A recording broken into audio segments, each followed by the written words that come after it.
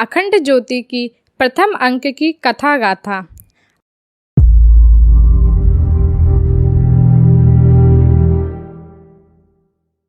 अखंड ज्योति के प्रथम अंक की कथा बड़ी प्रेरक है। आज तो इन क्षणों में अपने परिजन इसके 749वें अंक को अपने हाथ में थामे हुए हैं। उन्हें शायद आज से 62 वर्ष और कुछ महीने पूर्व प्रकाशित हुए इस अंक की ठीक से कल्पना भी नहीं हो पा रही होगी।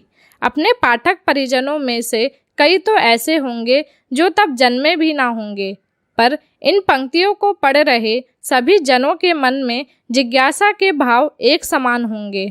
उनकी चाहत एक जैसी होगी अखंड ज्योति के इस पहले अंक की कथा को जानने की। सभी के हृदयों में अंकुरित हो रहा यह प्रश्न पादप एक सा होगा कि जनवरी 1940 में प्रकाशित हुआ अखंड ज्योति का यह पहला अंक कैसा था। जनवरी सन 1940 से भी काफ़ी पहले अखंड ज्योति परम पूज्य गुरुदेव के हृदय में एक दिव्य संदेश की भांति अवतरित हुई।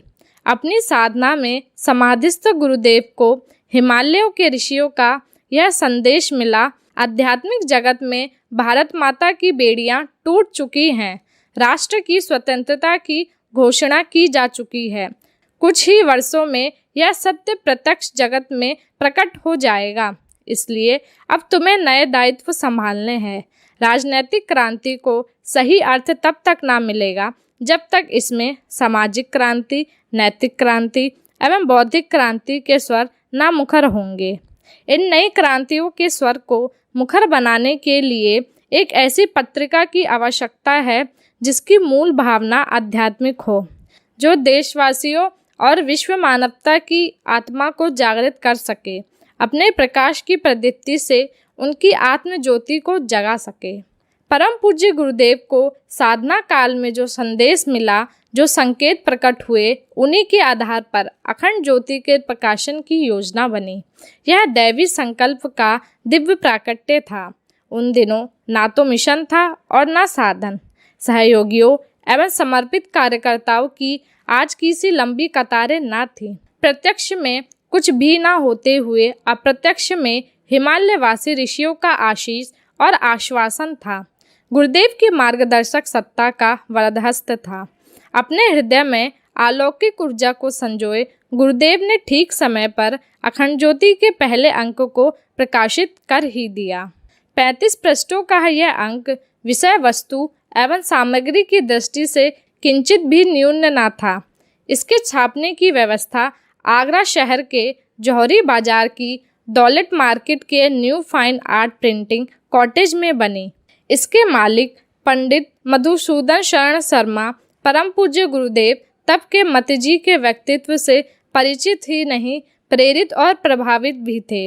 उन्होंने अखंड ज्योति के इस प्रथम अंक के मुद्रण को न केवल ठीक समय पर संपन्न किया, बल्कि इसकी उत्कृष्टता का भी ध्यान रखा।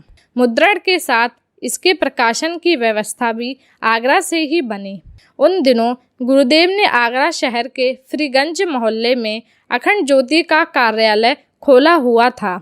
यहीं से इसके प्रकाशन एवं वितरण की व्यवस्था बनाई गई। अखंड ज्योति के प्रथम वर्ष के प्रथम अंक की कीमत मात्र 2 आने थी। इसका वार्षिक शुल्क मात्र 1.5 रुपये था। 24 आने में पूरे वर्ष भर अखंड ज्योति के 35 पृष्ठों में उत्कृष्ट विषय वस्तु को मुद्रित कर पाने एवं प्रकाशित करवाने का बीड़ा गुरुदेव ने उठाया। उनका उद्देश्य था कि कम से कम खर्च में पठनीय और उत्कृष्ट सामग्री जन सामान्य तक पहुँचे। वह अखंड ज्योति को केवल विचारशील वर्ग की पत्रिका बनाने में विश्वास नहीं रखते थे। उनका उद्देश्य जन सामान्य को विचारशीलों के समुदाय के रूप में विकसित करना था। इसके सरंजाम उन्होंने इसके प्रथम अंक से जुटाए थे। साज सज्जा की दृष्टि से अखंड ज्योति अपने पहले अंक से ही आकर्षण का केंद्र बन गई। इसके पहले अंक के कवर पेज पर योगीराज भगवान श्री कृष्ण का चित्र प्रकाशित किया गया। प्रथम अंक के कवर पेज पर छपे हुए इस चित्र में जो संकेत हैं, उनसे पत्रिका की रीति नीति ही नहीं, गुरुदेव के जीवन को भी अभिव्यक्ति मिलती है। इस चित्र में योगीराज भगवान श्री कृष्ण युद्ध भूमि में खड़े हैं। उनके दाएं हाथ की तर्जनी उंगली में चक्र गतिशील है। इस चित्र से दो सत्यों का भावबोध होता है। पहला, महायोगी अब साधना के एकांत से समाज के महासमर में आ खड़े हुए हैं। दूसरा, यहाँ केवल उनकी उपस्थिति ही नहीं है, अब उन्होंने कालचक्र की गति को अपने हाथों से नियंत्रित करने का संकल्प कर लिया है। इन दोनों ही बिंदुओं से परम पूज्य गुरुदेव के अपने स्वयं के जीवन की झलक मिलती है। इन्हीं से गुरुदेव का अपना स्वरूप एवं संकल्प प्रकट होता है। यह उद्बोधक चित्र बताता है कि इस युग में प्रभु केवल पार्थ सारथी बनकर संतुष्ट नहीं है, वह इस युग में महासमर में स्वयं महानायक की भूमिका निभाएंगे। कालचक्र की गति को अपने हाथों से, अपनी आत्मा से स्फुरित होने वाले आध्यात्मिक तेज से नियंत्रित करेंगे। इस आकर्षक चित्र की ही भांति इसके विषय वस्तु भी आकर्षक है। अखंड ज्योति के इस प्रथम अंक में प्रकाशित सामग्री के शीर्षक अग्निलिखित हैं। पहला, अखंड ज्योति क्यों। दूसरा, कर्तव्य की पुकार। तीसरा, धर्म का सच्चा स्वरूप। चौथा, मौन एक दैवी रेडियो। पांचवा, धर्म और विज्ञान। छठा, मनुष्य का मनोबल। सातवां, शीर्षासन का महत्व। आठवां, जहाँ चाहा वहाँ रहा। इसी के साथ इसके अंतिम पृष्ठ पर आत्मचिंता शीर्षक से एक कविता प्रकाशित हुई है। इस प्रथम अंक का प्रथम लेख परम पूज्य गुरुदेव द्वारा लिखा गया संपादकीय है। इसके ऊपर अखंड ज्योति एवं उसके संस्थापक की कार्यशैली को स्पष्ट करने वाली दो पंक्तियां छपी हैं। ये पंक्तियां हैं, सुधा बीज बोने से पहले कालकूट पीना होगा, पहिन मौत का मुकुट विश्वहित मानव को जीना होगा।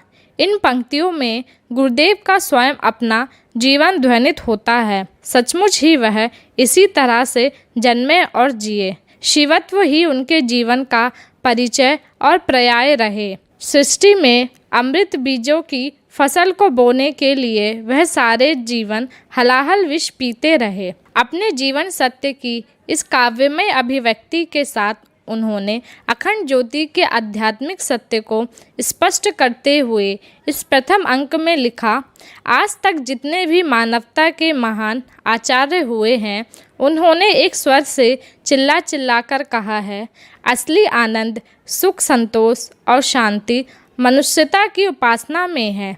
इस समय जितनी गुत्थियाँ दुनिया के सामने हैं, उनकी जड़ में एक ही कारण है, मनुष्यता का अभाव। राजनैतिक, सामाजिक, धार्मिक, सांप्रदायिक, आर्थिक, शारीरिक, कौटुंबिक, मानसिक जितनी भी उलझनें हैं, उनका पूरी तरह से तब तक निराकरण नहीं हो सकता जब तक हमारे आचरण पवित्र ना हो, जब तक हम सच्चे नागरिक ना बने। सच्चा योगी बनाने का एक ही मार्ग है, वह है सदाचार। सदाचार और अध्यात्म विद्या को एक ही चीज के दो पहलू कहना चाहिए। अखंड ज्योति इस अध्यात्म विद्या की चर्चा करने के लिए अवतीर्ण हुई है। अखंड ज्योति के प्रथम अंक के संपादकीय के अंश गुरुदेव की लेखनी से निसृत सत्य किस तरह अखंड ज्योति एवं उसके पाठकों का जीवन सत्य बना हुआ है, इससे हम सभी परिचित हैं। इसके अलौकिक प्रकाश में हमारे देव परिवार के सभी सदस्य इसी तरह अपने जीवन सत्य और जीवन लक्ष्य की ओर बढ़ते रहेंगे, ऐसा विश्वास है। इसके प्रथम अंक से जो जीवन बोध की निझरणी प्रभावित हुई, वह सदा सदा यूं ही प्रवाहित होती रहेगी, बिना तनिक सा भी विराम लिए, अविराम और अखंड। अखंड ज्योति, मई सन 2002।